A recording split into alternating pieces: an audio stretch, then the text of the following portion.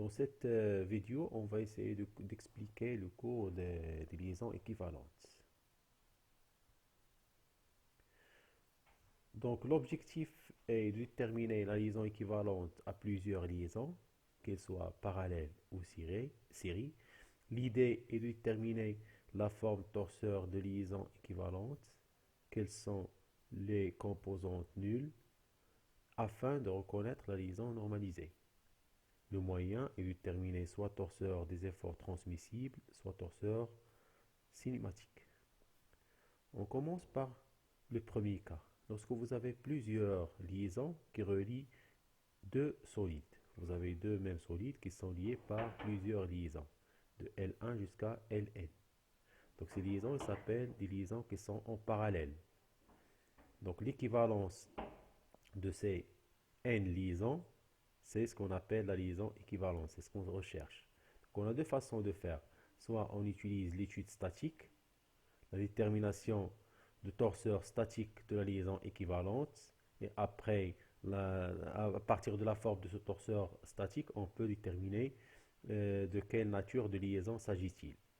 Donc, on va dire que le torseur statique de la liaison équivalente égale la somme des torseurs statiques de chaque liaison. Ce qui est important, c'est d'écrire tous les torseurs au même point, torseur de la liaison équivalente et les torseurs des autres liaisons. Ça veut dire qu'on va les réduire au même point. Donc, on a aussi l'étude cinématique. Ça veut dire le torseur cinématique de la liaison équivalente égale au torseur cinématique de la première liaison, égale au torseur cinématique de la deuxième liaison, égale au torseur cinématique de la liaison I jusqu'à la torseur cinématique de la liaison N. Donc on prend un exemple.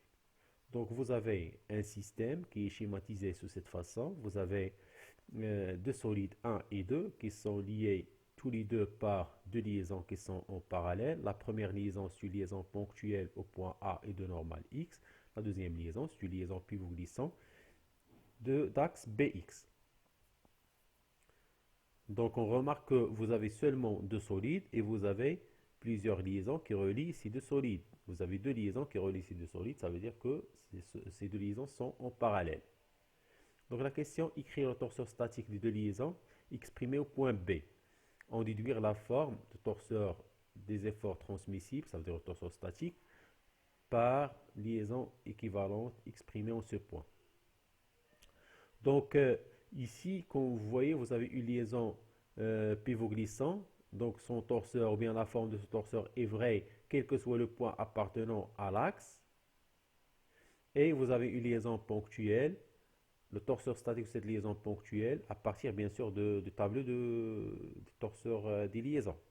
Donc ce torseur de la liaison ponctuelle est vrai en tout point de la normale, ça veut dire en tout point de l'axe de la droite à X. Donc, soit choisir écrire les deux torseurs au point B, soit choisir écrire les deux torseurs au point A. Donc, la forme des deux torseurs serait gardée.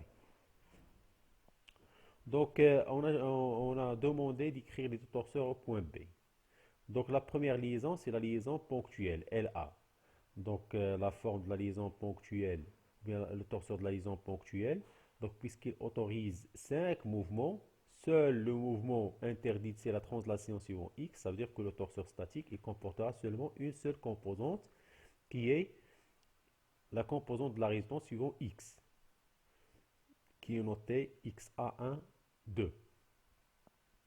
Donc, les autres composantes sont nulles.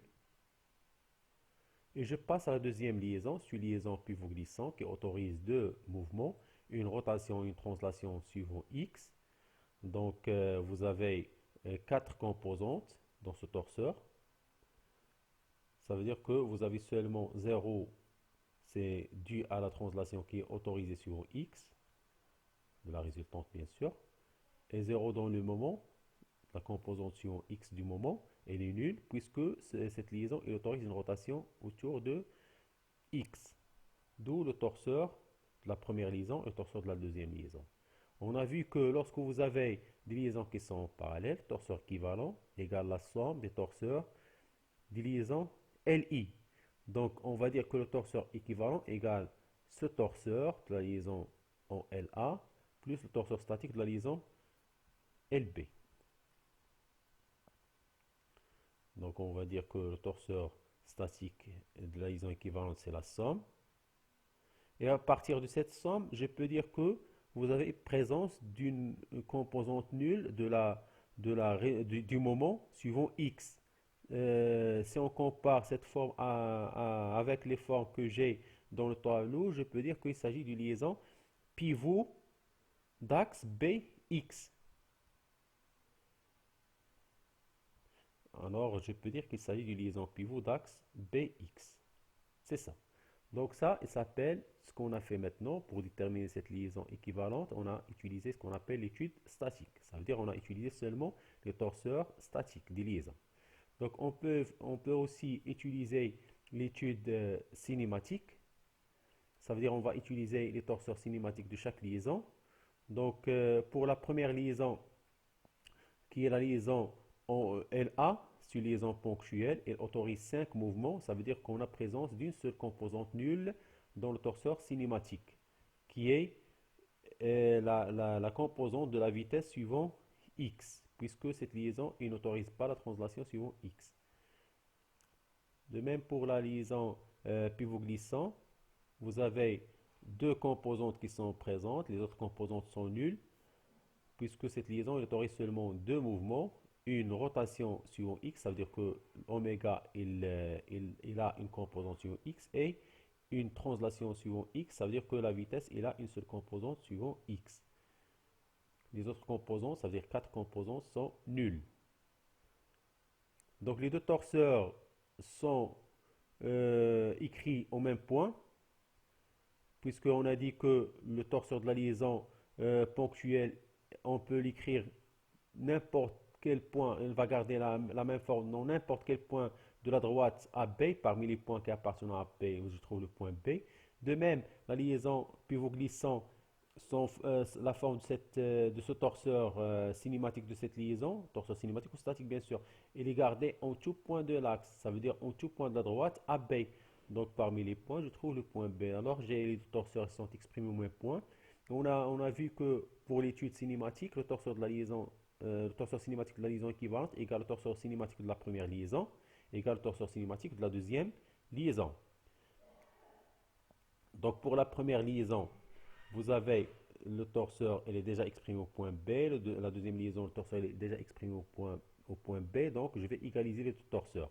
Donc vous avez alpha A égale alpha B, bêta A égale 0, gamma A égale 0, 0 égale à UB, VA égale à 0 et WA égale à 0.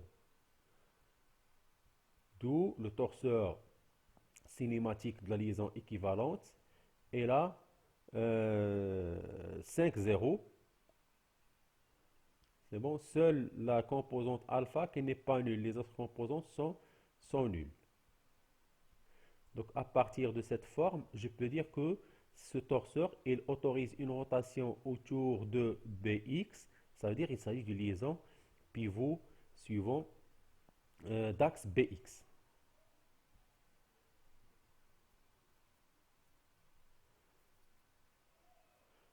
Donc j'ai le deuxième cas, c'est lorsque vous avez plusieurs liaisons qui sont enchaînées comme ça. Il s'agit des liaisons qui sont en série. Donc lorsque vous avez ce cas, donc on dit qu'il s'agit des liaisons qui sont en série. Donc je cherche la liaison équivalente à ces plusieurs liaisons en série. Donc on a aussi deux façons de faire, soit l'étude cinématique, et dans ce cas c'est inversé. Donc le torseur cinématique de la liaison équivalente égale la somme des torseurs cinématiques de chaque liaison. Et le torseur statique de la liaison équivalente égale le torseur statique de la liaison 1, égale le torseur statique de la liaison 2, égale le torseur statique de la liaison n. J'ai un exemple. Vous avez les trois solides 0, 1, 2. Ils sont liés. 0, 1, il est lié par la liaison L1, c'est une liaison appui-plan. Et 1, 2, c'est une liaison rotule de centre O. Donc la question exprimait le torseur statique de la liaison équivalente O2, liaison en série entre S0 et S2. Donc vous avez la première liaison sur liaison appui-plan, la deuxième liaison sur liaison sphérique. Donc pour la liaison appui-plan, il autorise trois mouvements. Alors le torseur statique, il a seulement trois composantes, Z1, L1 et M1. Le torseur statique de la deuxième liaison qui est sphérique, il a trois composantes seulement, X2, Y2 et Z2. Les deux torseurs, je peux les écrire au même point puisque la liaison appui-plan, son torseur statique ou bien le torseur de la liaison appui-plan, elle est gardée, la forme elle est gardée en tout point de l'espace. Donc on peut vérifier, est-ce que ça restera la même si je change le point en passant du point A vers le point O. Donc le changement qu'on aura, c'est le changement au niveau du moment. Le moment au point O de 0 sur 1 également au point A de 0 sur 1 plus OA vectoriel la résultante. Donc je vais poursuivre les calculs. Je vais trouver que le moment il ne change pas. Donc il est toujours nul. Ça veut dire ce qu'on va ajouter à ce moment, il est nul. Ça veut dire que le moment il est gardé. Donc le torseur il est vrai au point A comme il est vrai au point O. Donc on a dit que le torseur de la liaison équivalente statique bien sûr égale le torseur de la liaison de la première liaison. L1 égale le torseur de la deuxième liaison L2. Donc le torseur de la première liaison et le torseur de la deuxième liaison ils sont déjà exprimés au même point O. Donc vous avez cette égalité.